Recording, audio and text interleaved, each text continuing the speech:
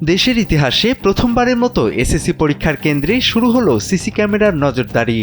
এবারের পরীক্ষা প্রশ্ন ফাঁসমুক্ত, স্বচ্ছ ও সুষ্ঠু পরিবেশে অনুষ্ঠানের লক্ষ্যে শিক্ষা বোর্ডগুলো নানান ধরনের প্রস্তুতি সম্পন্ন করেছে। বিশেষ করে পরীক্ষার্থীদের নিরাপত্তা ও স্বচ্ছতা নিশ্চিতে প্রথমবারের মতো প্রতিটি কেন্দ্রে সিসি ক্যামেরা স্থাপন সহ একগুচ্ছ পদক্ষেপ নেওয়া হয়েছে সরকারের পক্ষ থেকে।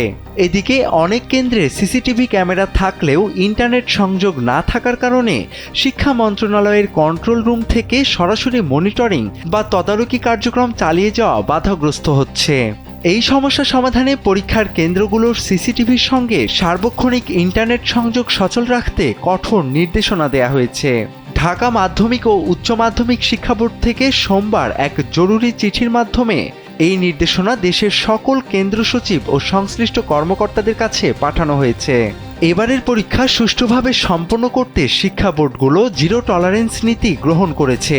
শিক্ষক এবং পরীক্ষার্থী উভয়কেই বোর্ডের নীতিমালা কড়াকড়িভাবে মেনে চলতে হবে। এক্ষেত্রে কোনো ধরনের অনিয়ম বা অসদুপায় অবলম্বনের প্রমাণ পাওয়া গেলে কাউকেই ছাড় দেওয়া হবে না বলে জানা গেছে।